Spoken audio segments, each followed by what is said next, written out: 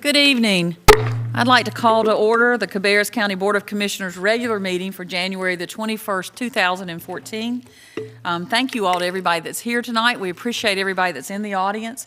I would like to remind you that if you have a mobile device, a cell phone, or any other item that might go off during the meeting, if you'll please take a moment and put that on vibrate or silent, we would all appreciate that. Also like to remind people, because we're asked often, when these meetings are shown. Obviously tonight this is a live telecast. This is also broadcast on Sunday and Saturday at 1, Sunday and Tuesday at 6:30, and Thursday and Friday at 6:30. And it's rotated between the work session meeting and the regular meeting. Tonight, I would ask that we do not have a troop here to present the flags. They have already been placed, but I would ask that you all please rise and join us in the Pledge of Allegiance. I pledge allegiance to the flag of the United States of America and to the republic for which it stands, one nation, under God, indivisible, with liberty and justice for all. I'd also ask that you remain standing. We're happy to have with us tonight Reverend Thant McManus from Evangel Worship Center in Concord, and he is going to provide our invocation. Thank you. Thank you. I invite you to pray with me. Most gracious Heavenly Father, we humbly come to you in the name of Jesus Christ, the Savior of the whole world. We thank you for Cabarrus County, for her citizens, her bounty, and her beauty. We're blessed to live our lives in such a place as this. Tonight we ask that your hand of mercy be upon this commission. Lord, as the business of our county is considered here tonight, we ask for your wisdom and that love would guide each decision. We ask blessings upon the staff that care for this building, upon those that have worked so diligently in preparation of the agenda tonight, for those advisors, directors, planners, and clerks who seek to lead our county with dignity, equity, into a prosperous future. I pray that each one would be steadied by your perfect peace. May all unnecessary heaviness be lifted from our shoulders, and let great grace be upon any stressful decision that may need to be made. Lord, we admit that our best efforts will sometimes, and as a matter of fact, oftentimes fall short. Help us then, Lord, to find the good in each other and to work together for the betterment of this county and her people. We ask these things in your beautiful name. Amen.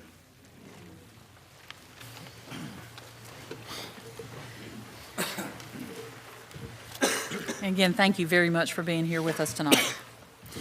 Commissioners, the first motion we have is approval or correction of the minutes. These are provided to you in your packet. So if there are no changes to the minutes at this time, I would accept a motion to approve the meeting minutes. We have a motion and a second. All those in favor say aye. Aye. Any opposed? Okay, next we have the approval of the agenda. There are a few changes to the agenda, if you'll notice that. So I would accept a motion to approve the agenda, including the changes. Second. A motion and a second. All those in favor say aye. Aye. Any opposed? Okay. Next item we have is recognitions and presentations. And we're going to start with the Soil and Water Conservation District. And I'd like to call on Dennis Testerman and Vicki Porter. And Dennis, I don't know who else you have. If you've got board members here, if you guys will all come up. And I want to make sure everybody gets recognized tonight. This will be a little bit easier if my colleagues will stand on my left and the board members will stand on my right, I think. That will work. Thank you for this opportunity to come here this evening. We are, as a Soil and Water Conservation District, in our 50th year of existence as a single county district, have been very fortunate to receive the Technical District of the Year Award from the North Carolina Association of Soil and Water Conservation Districts. And like a lot of honors and recognitions, it's a group effort. And so we've got our staff and board here. For those that may not know, particularly in the viewing audience, the Soil and Water Conservation District Board is one of 3 countywide elected boards, along with the Board of Commissioners and, of course, our Cabarrus County School Board. So I would like at this time to introduce current and a former staff member. So at the end, we have, should they pivot around? Okay, we're good. So at the end, Daniel McClellan, Chris Childers, who's with our federal partner, the Natural Resources Conservation Service. Chris is a district conservationist working Cabarrus, Mecklenburg, and Gaston counties. And then Amy Griffith, who was with us as our admin support person for going on 7 years and was with us during the period of time that we were evaluated for this award. We're glad to have her back with us this evening. And then Sarah Piper, who is our relatively new resource conservation coordinator. So staff of 3 county employees and a federal employee that we share with a couple other counties in the office. And then if I could recognize Vicki Porter, who is now our district chair, to introduce the board members that are here this evening. Madam Chairman and Commissioners, I am pleased to have with me tonight Robert Brown, Louis Souther, Ned Hudson. I am chair, and our vice chair, Jeff Goforth, is not with us tonight. Again, I would like to reiterate what Dennis has said. To receive this award on a state level amongst the other districts across the state, I'm proud to be a member of this team. These folks are doing an excellent job, along with us as their supervisors, putting conservation on the ground in our county. And I want you to be proud of them, as I know you are. And we always appreciate your support. That's one thing I try to tell you every time we come before you. We are very blessed in this county to have your support, and we hope to continue that. So thank you once again. I think Commissioner Burridge, do you have?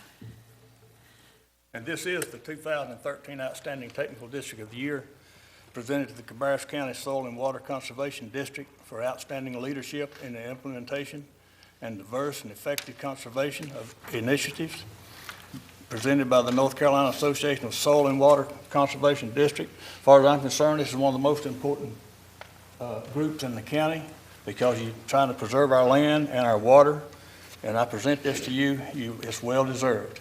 Thank you very much. Thank you very much. We appreciate it.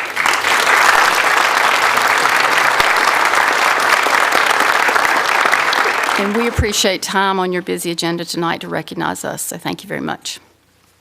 If I could just say another quick word about what went into the award.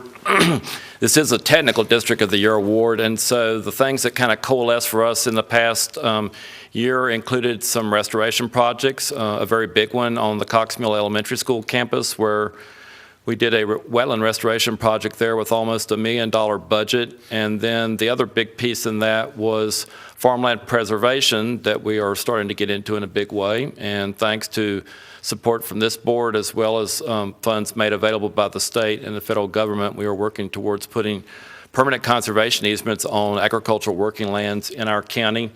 The other big component of the award would be our conservation education programs, and we have got quite a bit going on with that. We've got a poster contest that's underway right now, and took in entries today for that award. Everything that we do is voluntary.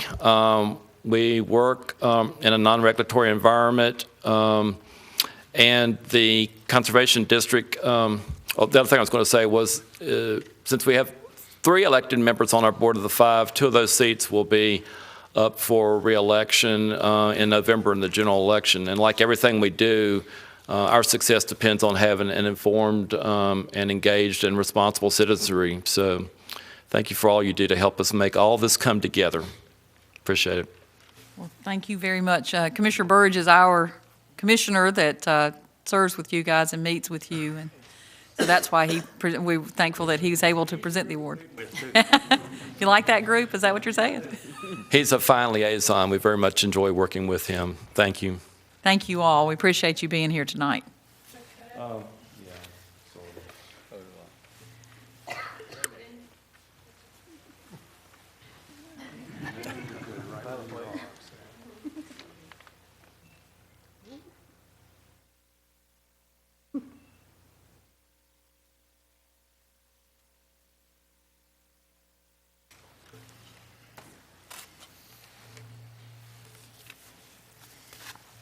Again, thank you all for being here.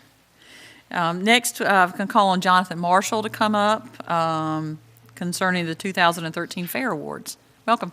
Well, you can see a lot of purple in the audience tonight, so you can see there's a lot of folks here to support this. I would like to bring up Kate Sharp, Kevin Hardison with the North Carolina Department of Agriculture, and Bonnie Holloman with the North Carolina Fair Association. We are very happy to have Kevin and Bonnie here. They're coming from the Raleigh area, so you can imagine that with how we handle inclement weather in North Carolina, they're going to be wanting to get back as soon as they can. But I would like to, I'm going to turn it over to Kevin first or Kate? Kevin. Allow me to be here. Greetings and salutations from Raleigh. We left the cold weather behind. I want to say I am Kevin Harrison with the North Carolina Department of Agriculture and Consumer Services, and we've come for a very special evening this evening to recognize one of the finest fairs in the state. It is a privilege and pleasure to be here because we go out every year and we look at these individual fairs. We inspect them, and I had the privilege to come to this fair and inspect it myself back earlier this year, and I was amazed at the quality and the hard work that went into it. It's excellent. And a testament to that is the Cabarrus County Fair this year received the Commissioner of Agriculture's Award for Excellence in promoting agriculture. This has happened several times to Cabarrus County.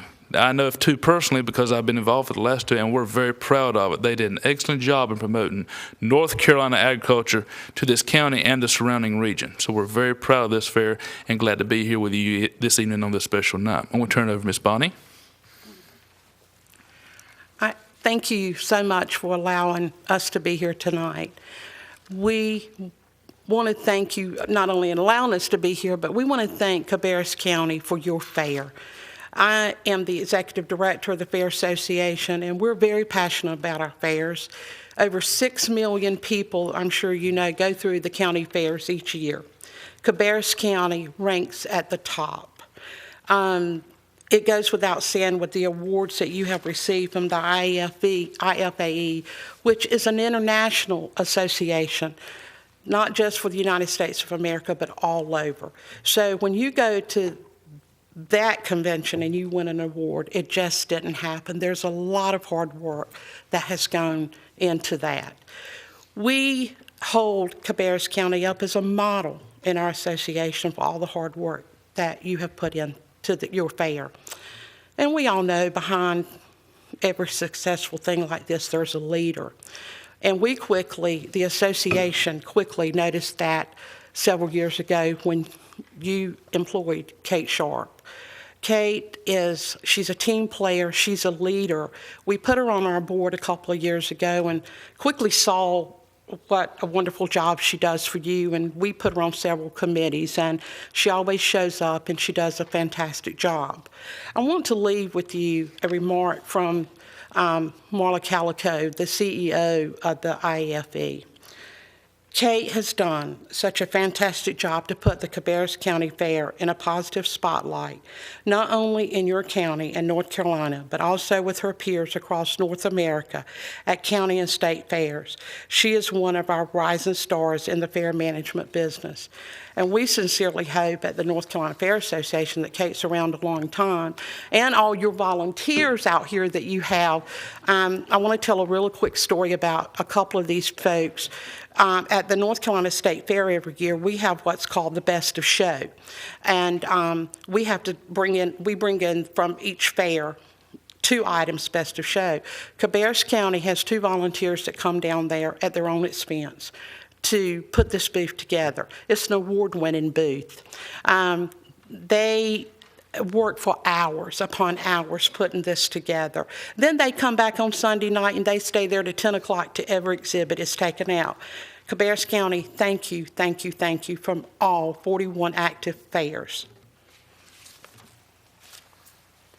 At this time, we believe that these are some special recognition of the staff and the hard work they've done. So as I call their name, if they will, Ms. Sharp is going to assist Ms. Holloman in presenting them. Joanne Levy, Fair Secretary. Joanne. Next up would be Matt Barrier, a livestock coordinator, as Joanne comes through. Marianne Cooper, Exhibit Director. Miss Marianne also works for the Best of Show in Raleigh. She helps put that together. Excellent job. Ann Wenzel, Office Assistant.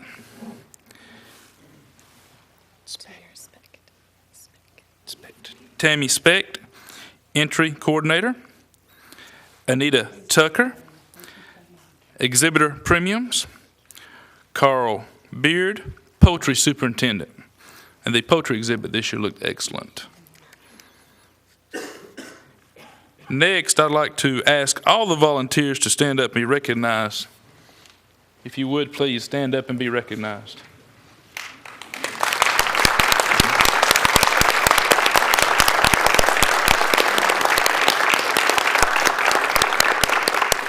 Greatness doesn't come from one person, it comes from a team, and you have an excellent team. And I'd also like to ask those who are supporters to stand or to say thank you to all you supporters as well. Without you, we wouldn't have such an excellent fair here in Cabarrus County. And thank you very much, ladies and gentlemen, for allowing us to be here again. We will be heading back as soon as possible for the snow. We're going to try to slide into Raleigh. Thank you again. Thank you both for making the trip down, and we all wish you safe travels back up that way. And personally, I hope that you get it in Raleigh and not so much here, but that's just my personal. But I hope you both get home safe and that you don't have any problems on the way home. So thank you for coming. Next, we have a proclamation for Black History Month, which I would like to read. Whereas Black History, African American History Month is the observance of a special period to recognize the achievements and contributions of African Americans to our county, state, and nation, and whereas this observance presents the special opportunity to become more knowledgeable about Black heritage and to honor the many Black leaders who have played a part in the progress of our county, and whereas such knowledge can strengthen the insight of all our citizens regarding the issues of human rights, the great strides that have been made in the crusade to eliminate the barriers of equality for minority groups, and the continuing struggle against racial discrimination and poverty, whereas as a result of their determination, hard work, intelligence, and perseverance, African Americans have achieved exceptional success in all aspects of society, including business, education, politics, science, athletics, and the arts. And now, therefore, be it proclaimed that the Board of Commissioners for Cabarrus County, North Carolina, do hereby proclaim February 2014 as Black History, African American History Month, and encourage all citizens to participate in the educational and celebratory events honoring the contributions and accomplishments of African Americans. Commissioners, I present that proclamation for adoption. So at this time, I would accept a motion to adopt the proclamation. So moved. I have a motion and a second. All those in favor say aye. Aye. Any opposed? Okay, great. Next, we have informal public comments. And I want to apologize because I'm sorry I can't read the handwriting, but the last one that I got lives in Midland. Thank you. I figured you were, and so I was just going to go there first. If you will pull that microphone down just a little bit. I have to pull it down when I use it, so thank you and welcome. Okay. I am Linda Walker of Midland, North Carolina, and I'm here because I heard the comment at the last commissioners meeting that our county is a wealthy county. And I don't believe that all the residents of North Carolina feel that we are necessarily wealthy when we have not very deep pockets for some of the imposed taxes that are being raised on us. Life, liberty, and the pursuit of happiness, I believe, is part of the Constitution. The high taxes that this board has imposed over the last few years and are still planning to impose on property owners in Cabarrus County may cause many to lose their freedom, and that is the freedom of a loss of property and the ability to take care of themselves. I believe that our schools are very necessary, but I believe Mr. Osterreich has a very good plan to help us build those schools without taxing the taxpayer any more money. And I believe that that plan needs to be looked into. Recently, the taxpayers were given a choice between having a property tax and a sales tax imposed upon them. And they decided that they would go with a sales tax because it would spread more evenly across the populace. However, they got both. I think that we need to really consider all of Cabarrus County residents, not just a few who have deep pockets. Thank you. Thank you. Hey, next, Valeria Levy.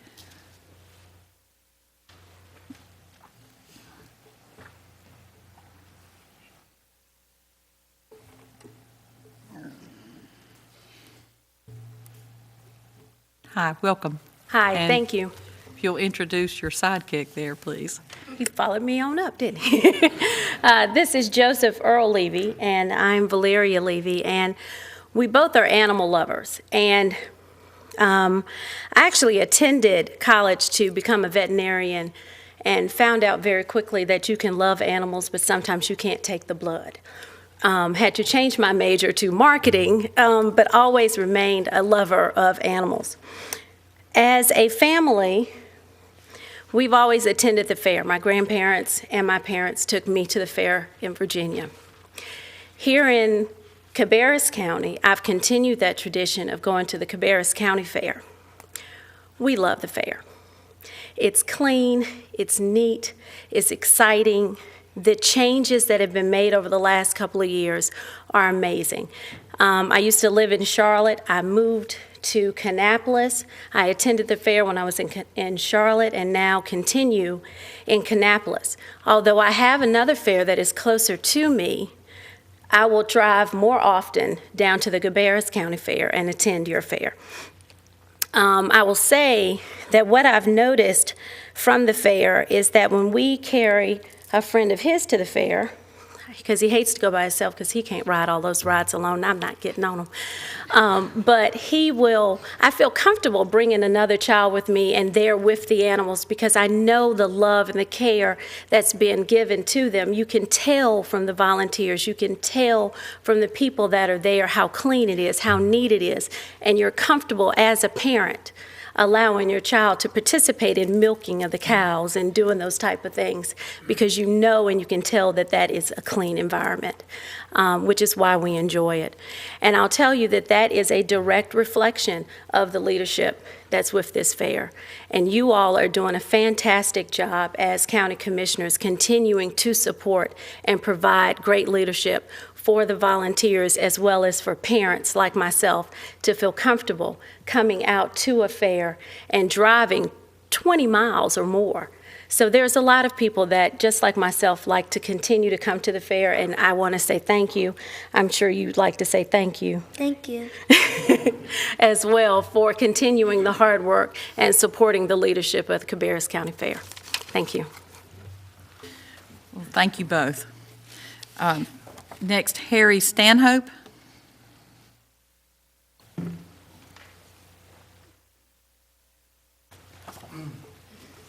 Hi, welcome. My name is Harry Stanhope, and I'm an old engineer.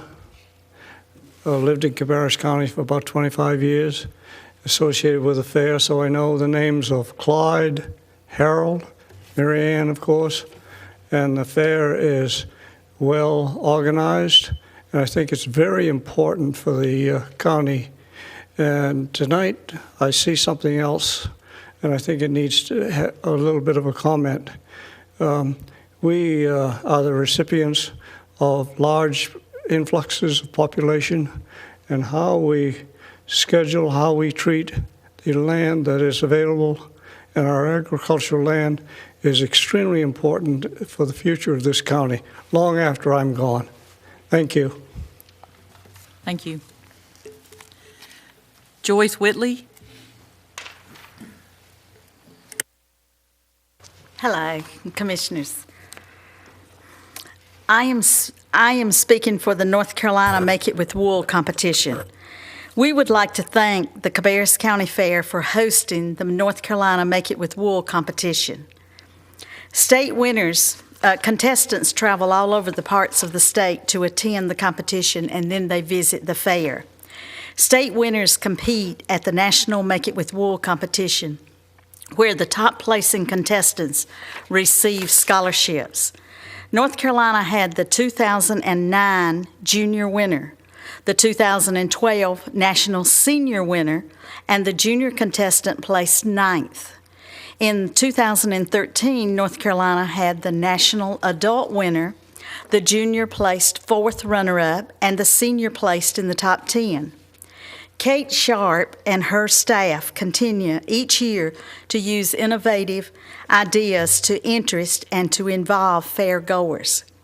Efforts to make and to inform and to educate the fair attendees of the impact of North Carolina agriculture in our daily lives. One example is the additional stands this year in the exhibit hall featuring current agricultural trivia. This information is enjoyed and shared by visitors of all ages. A second example is the changes made yearly attractively present the exhibits to the public. The Cabarrus County Fair is an opportunity for the North Carolina sheep producers to promote and to create interest in our natural product, wool. We appreciate Kate and her staff. Thank you. Thank you. Nelson May.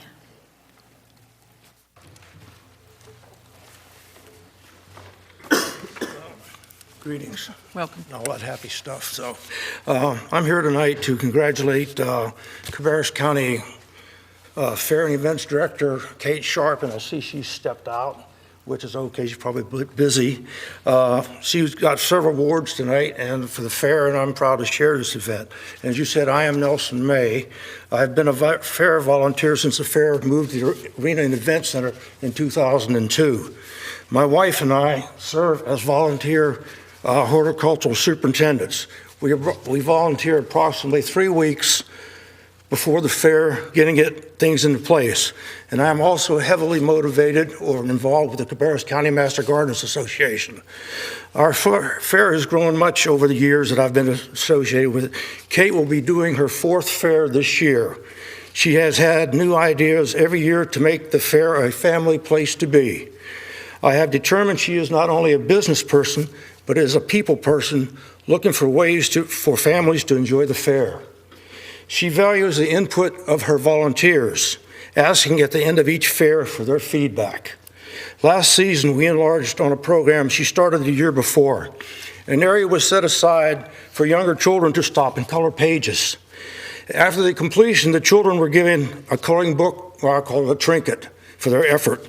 This was in conjunction with a scavenger hunt for ages 5 through 12. I had a tremendous response from both the children and the parents on my watch, I should say my volunteer time. At the start, we asked the parent to complete a survey at the end of the scavenger hunt. The questions were what they liked, what they disliked, and the suggestions for improvement. I told them, my director, which was Kate, which would review them, and I'd already been assured of this. On completion of the hunt, the child was given a nice trinket for their effort and would be entered into a final drawing. I was surprised at how many parents asked me at the end of the survey where I fill out the survey. And so, we were acting with the people at work. They wanted to know where. And I also told the parents, they were told that they were being entered into a drawing at the end of the fair for a packet for next year. So congratulations to Kate, and I hope that my wife and I can enjoy more years working with her, keeping our fair a premier event. Okay, thank you. Thank you very much. Okay, those are all the yellow cards that I have for tonight. Commissioners, next we have old business, and so I'd ask Ben Rose and Trish Baker to come up. Is Diane with you, just the two of you tonight? Get an update on NC Fast. Good evening. Thank you for allowing us to come and give you an update. There's quite a bit of information from our last meeting that we need to share with you. I will start out with giving you a couple of updates on some of the major activities that have been going on, and then Trish will follow up with a little bit of a numbers update for you. Some very big events have occurred since we last met with you. Probably the biggest event was on December the 21st, I believe. The USDA put the state in a corrective action plan regarding the issues with food and nutrition and NC Fast. Counties have struggled with this system from day one of the rollout, and counties continue to be unable to process applications timely and process recertifications timely. There are still, at one point, at one count, there were over, I believe, 80,000 applications and recertifications that were still untimely. Some of that has been dwindled down because they have found that some of those applications were duplicates in the system. But it was still, at the point in December, it was still over 18,000 applications were behind in this state. Most counties are still struggling to process timely. So the USDA basically has placed the state in a corrective action plan. They have submitted their corrective action plan. They did it right before Christmas, I believe. And last conference call, we had not heard that the state had approved the corrective action plan, but I'm assuming we should get some information on that very shortly. Some of the strategies that they're going to be using, the state will be shifting a lot of resources to this issue to help counties deal with this. But it's the goal of the USDA has been that the state needs to be in compliance with timelines by the 1st of March. So we will be working with our state partners to try to comply with that. And of course, part of that will be NC-FAST working properly, which has been a challenge that Trish will talk to you about in January that we've had. Another big push that started to occur was the Directors Association of the North Carolina Social Service Directors Association, along with the pilot counties, met with the state and basically pleaded with the state to say that we are not ready for Medicaid in North Carolina FAST. Pilot counties, I think one county we were told called it a train wreck waiting to happen, and you need to stop rollout at this time. And the state responded with stopping the rollout last week, I believe this was. But we have come to learn that the rollout is still planned into February and March.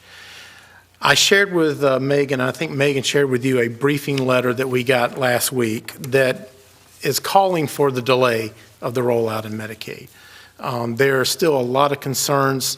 The pilot counties have shown that there's a lot of issues still with the system. And then that coupled with the Affordable Care Act and all the issues that we have there are thousands of applications that are sitting in that system waiting to be downloaded to the counties. Policies are still being, the system is not working with policy. There's workarounds that we have to do, both in food and nutrition and Medicaid, and we're just not ready. And we are begging the state to put a hold on NC-FAST, and that's what that letter is basically talking about. So that's a pretty big effort. But again, at this point, we are still scheduled for March 17th. To my understanding, it not only takes state approval, but it may take some federal approval to get the rollout to kind of pause until we get the system worked out. The other development that occurred is the state has, this is a positive, it has gotten a higher reimbursement rate for Medicaid activities that we do going forward. We normally get, when we process an application, or do a Medicaid recertification, we get 50% reimbursement for the time that we spend doing that. That's salaries and fringe and all the costs that we have. The Medicaid reimbursement rate will go up to 75% with this new rate. However, this will be when we only process applications in NC-FAST. So I'm not quite sure how effective it's going to be for us if we are having rollout issues and so forth, but it is something that we have. And again, too, when we use our temporary staff and they're working in NC-FAST, we can get a higher reimbursement rate for them. So those are three developments that we've had over the past 30 days that have been pretty significant in this area. Again, the big push is to just put a halt on NC-FAST for now. Let us deal with the USDA corrective action plan. If you noticed, the state had a legislative hearing last week. There's a lot of upset legislators regarding the USDA issue and the food stamp issue that we've had. So we feel like we need to get that fixed first and put Medicaid on hold. Trish will give you an update though on our numbers and where we're at right now currently, and we are doing much better and much improved. So. As Ben said, we we'd been getting reports from the state about our numbers, and early in January, the state ran a report and said that Cabarrus County had over 1,100 applications sitting in the system, but we had identified due to manual labor that the applications out there were duplicate, and we had already been working. And so the Monday after we got the report, I emailed the state and said, we only have 505 applications in the system, and that's what I presented to you. This was as of the time that we did the report. But the state was still showing over 1,100, and then they started going into their system, and through a lot of computer work, they determined that there were indeed a lot of duplicates, and they were able to eliminate the duplicates and brought us down. I think they said we had 490 applications. So we still feel real good about our numbers. We're not sure. We do a lot of manual tracking. We track every application as it comes to us by mail. We log it. So we feel really comfortable with our numbers, but we are, as you see in the report we provided, we were sitting at 505 applications. We still had a few from August that were sitting out there. I do believe that this week, today, they were able to get in there and actually start processing. We came back from the break, from Christmas break. We had, given staff vacation and urged everybody to spend time with their families, so we tried to maintain in December. But coming back in January, we had a plan to really target the backlog and start processing, but the NCFAS system did not work for us. We came back and we could barely do anything the first week, the New Year's Eve week. The second week, we had continued issues and maybe got one or two done a day. And then last week, we started noticing some pickup, but still a lot of issues. So the state initially said it was due to rollout of all the things they're doing for Medicaid, and they're stopping that. Last week, they said they were going to try to slow down all the updates that they do on the weekends so that when staff comes in on Monday, we don't have all these major glitches we have to deal with. They called it latency issues, which means, I guess, slow down. We found it just totally unusable. So it was a struggle for staff. This morning, I've been in meetings today, so I wasn't really able to check in with staff, but I didn't see the emails that we have been having. So I think that this week, true to their word, not doing any rollouts this weekend really maybe will show us some progress this week. So we're hopeful, and we're working with staff to definitely work after hours on the weekend. And unfortunately, when we did work weekends these last couple of weeks, we weren't really able to get as much done. We could prep some cases, but it was a struggle. So we were sitting at 505 applications, and we have about 1,305 recertifications. And those numbers have, while they didn't dwindle down as quickly or come down as quickly as we had hoped, they have come down since we did this. I just didn't ask staff for a report today just because we're just trying to get out of the backlog. So we continue to work as hard as we can. We're thankful that the state is finally truly acknowledging that it's not just a Cabarrus County issue, that it is a statewide issue. And we're just hoping for some delay. Right now, as Ben said, our Medicaid rollout is slated for March 17th with all the cases that are due to go into NCFAS being converted that weekend before, and our training will start the middle of February. So we're already slated for training, and all the counties that were due for January rollout were in fact delayed, but they're going to be lumped in with the February and March rollout unless something happens to change that. The state in the conference calls that we've been on have talked about maybe limiting the number of programs that get rolled out because, as you know, Medicaid has a tremendous number of programs, and each one of those has different rules, and all those rules affect the clients who are getting food and nutrition benefits because when you make one change, you create a trickle effect to all these other changes, and the workarounds, if you don't do them properly, will create additional problems. So there are a lot of things that we're struggling with, but we do appreciate your support, and I just want you to know we are doing everything we can, and my staff is working really hard, so I appreciate all their work. Okay, thank you. Any questions anybody has? I have a question. You mentioned the USDA corrective action plan. So what will that entail for Cabarrus County? What? Well, the corrective action plan is for the state. Okay. So the state will partner with each county to develop strategies. They're putting certain resources in counties that are struggling more, which obviously we've had a lot of struggles with NC-FAST. So we're hoping to get some more what they call over-the-shoulder support, OSS support. And they're sending us daily reports just about. But they're shifting a lot of their resources to try to help us. And again, when I say that, I don't mean do actual work, but help us identify strategies, help us target cases that are specifically giving us a lot of problems, especially. They can go into the system there in Raleigh to help fix a glitch with the case there, things of that nature. So that it'll be more intensified work with them. Okay. Well, that's what I was just curious, if the system's not working, then, what kind of corrective action can they do that we're not already doing? So. Right. Well, their corrective action is to stop the rollout of some of the rules that they were pushing out. And I think not converting a state to Medicaid program this month was one of their strategies to help us. And if, like I said, today's any indication, that might work, but in 2 weeks, they're going to have to do a conversion. Correct. So it will be short-lived. Okay. Thank you. Okay. First, Trish, I want to say thank you. It looks like you have made a very nice dent in this backlog. The numbers are really coming down, and we appreciate that. I was looking at the applications, and for August, there are still 12, and I was just curious. I mean, we received 600 in August, and is that a problem with us not having correct contact information for those 12 people, or why are 12 still outstanding for August? These specific ones, I believe they're probably related to NC-FAST not being able to process, which would be that group that they're trying to allocate to troublesome cases.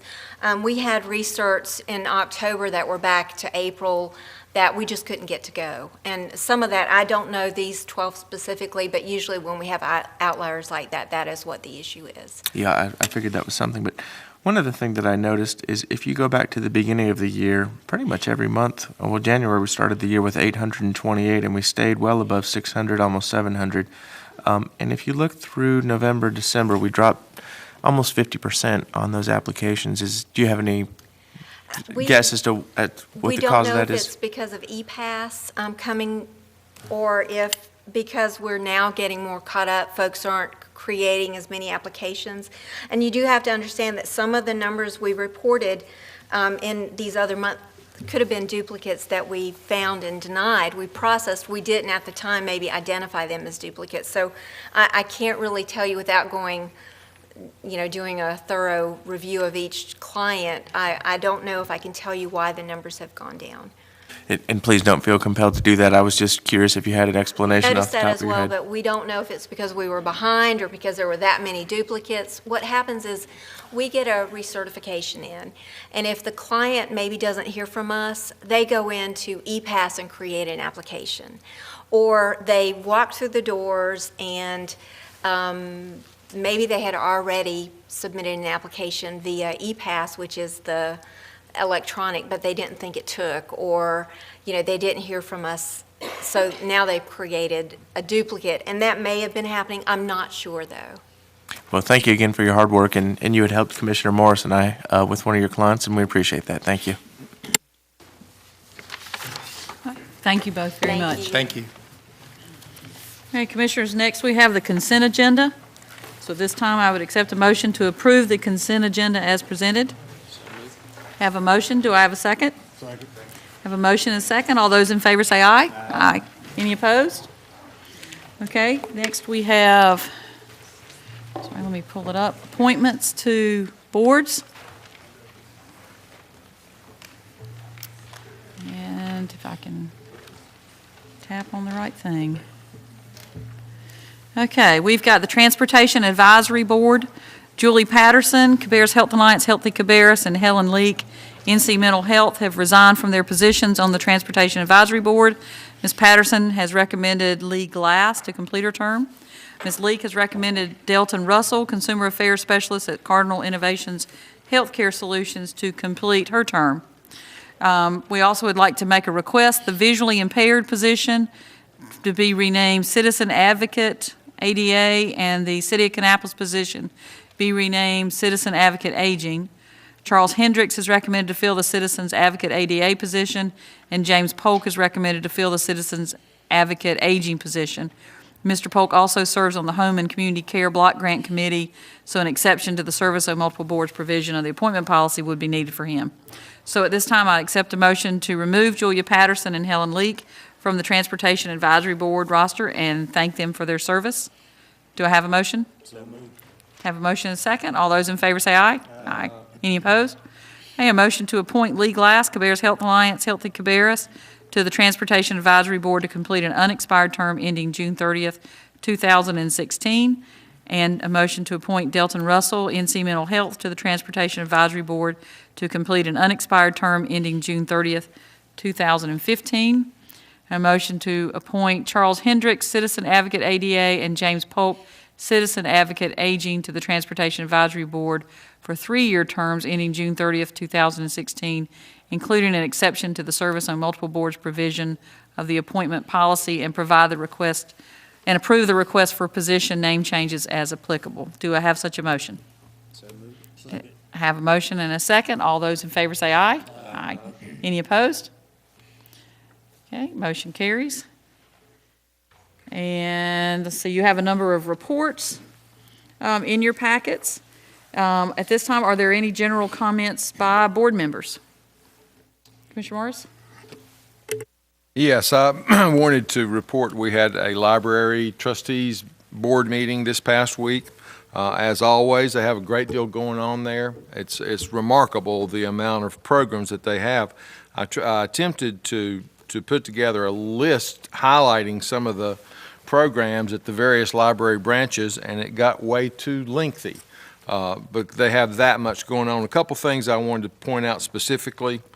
I think this one is in the Concord Library, Tuesday, January 21st. That would be today at 6 p.m., so I guess I shouldn't be talking about that, but I'm sure they will do it again. But they have Explore Genealogy, learn how to trace your family tree. Folks can come in and use Ancestry.com there at the library at no charge. I think if you do that at home, it's a service you have to pay for. That is something that's available to them. They also have Heritage Quest. They have Fold 3, which is something that I was not familiar with prior to our conversation, but Fold 3 has all of the records from the Civil War and the Revolutionary War. You can go back and research that. That's just one of the many programs that they have going on. We've got the county community read coming up soon in April. We've talked about this before, and that is Mr. Penundrum's 24-hour bookstore. And there are events that are beginning with that. I think on Saturday, March the 15th at the Arena and Events Center. Quest for the Code, Physical and Mental Challenges. And then on Saturday, April the 5th at the Concord Library, the author of that book will be there for a presentation as well. Kannapolis branch I thought this was particularly of interest to a lot of our folks.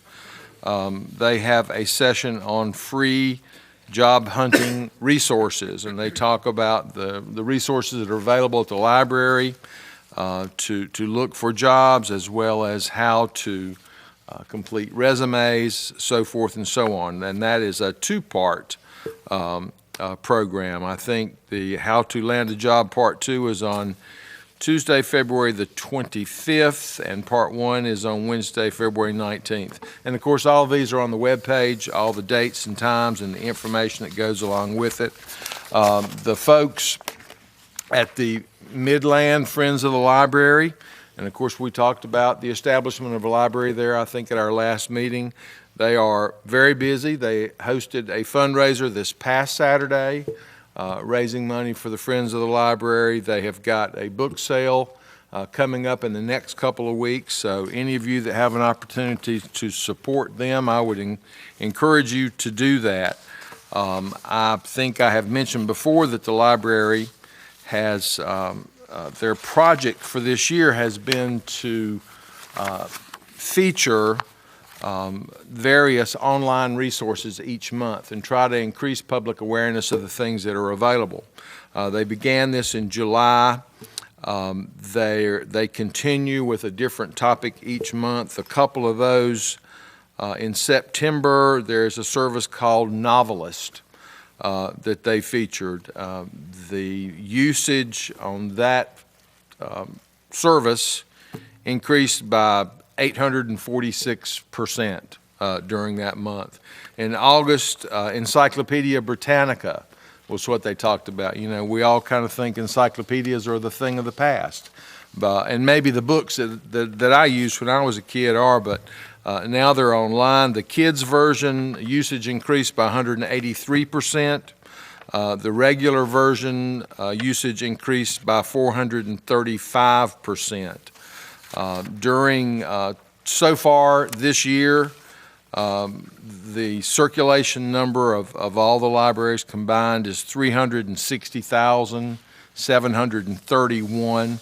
So I think that tells us all that our citizens are using our libraries. They are working hard to try to bring things useful to our folks. I could continue on with that one for a while because they really do have a lot of good things going on. Are we going to have another comment session, or I've got another one because I got another topic? Okay, well, and this is really not something that I serve as a liaison to, but I had an opportunity to make an existing industry visit today, which was with S&D Coffee Company. I thought that I was going there to hear about their expansion that they're currently involved in, which I did, and it was quite interesting, but Ron Henson gave me some of these samples of this product I'm going to tell you about. This is not an advertisement for them. I think this is an economic development and employment opportunity for Cabarrus County. As most of you know, S&D Coffee is a legacy company that was born and raised here in Cabarrus County. They've been in business for over 85 years. They currently are the nation's largest custom roaster, as well as the nation's largest supplier of iced tea for the food service industry. They have a new product that they are rolling out, I think, this week, and it is called Milk Splash.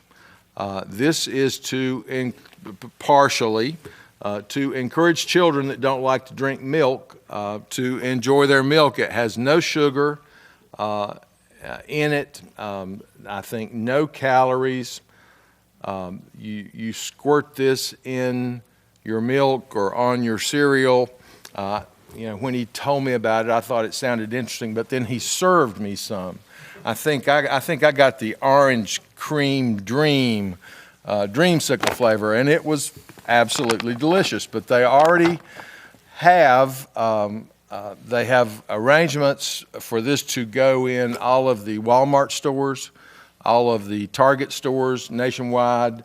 Harris Teeter, I think they're working with Food Line as well.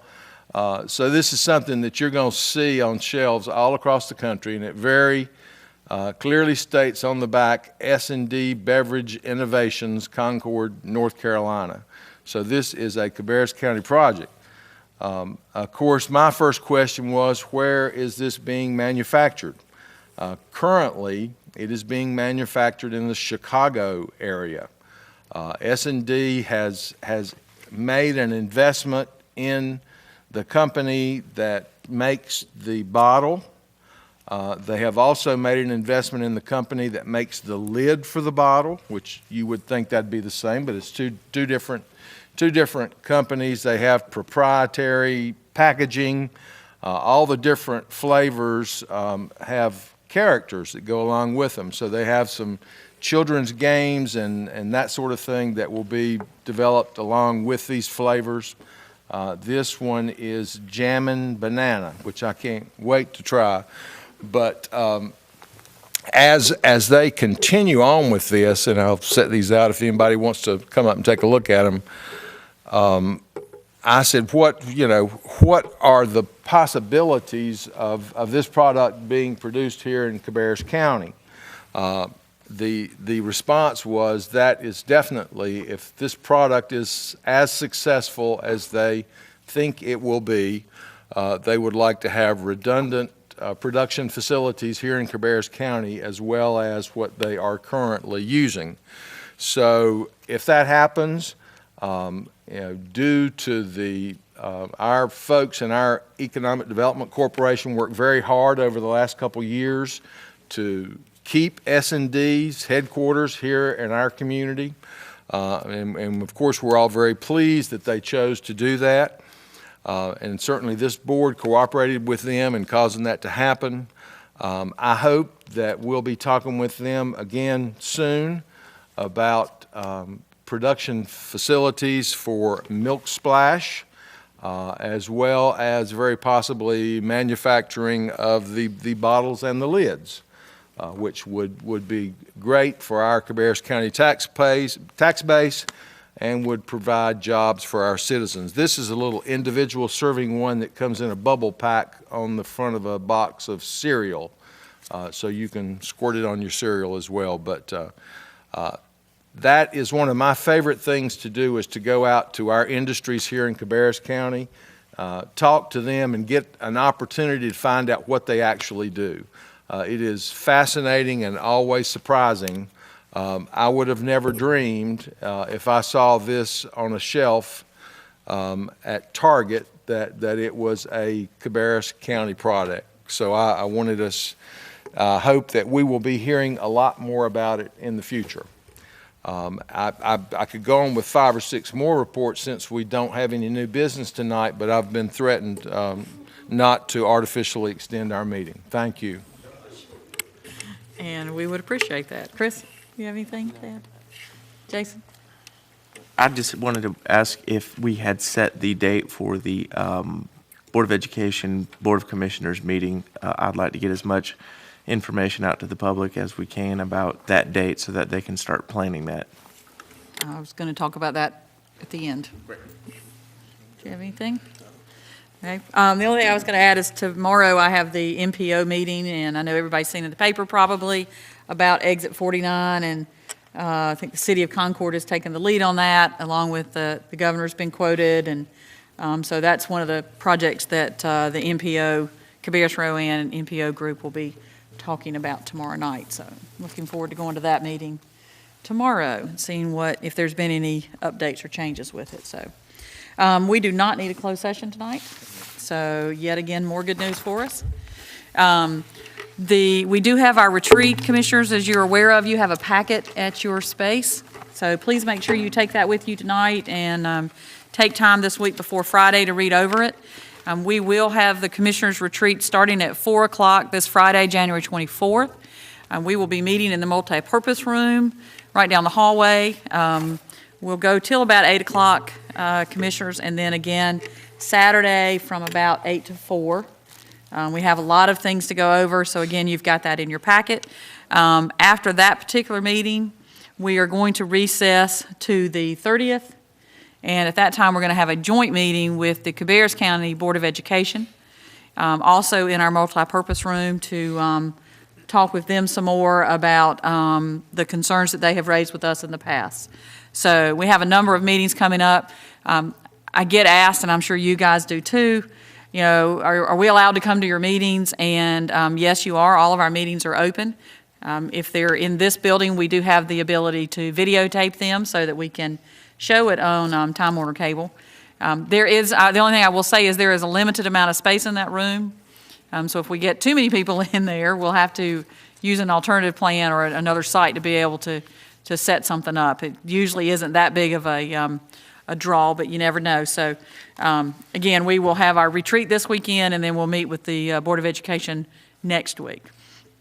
So commissioners, at this time, I do need a motion. Did you want to add something? I didn't hear what time the meeting on the 30th 4 was. o'clock. 4 o'clock, great. So at this time, I do need a motion to recess this meeting to our retreat on January 24th at 4 p.m. in the multipurpose room. Do I have a motion to recess? So moved. Have a motion and a second. All those in favor say aye. Aye. Okay. Thank you all very much for being with us tonight, and hopefully we'll see some of you on Friday. Good night.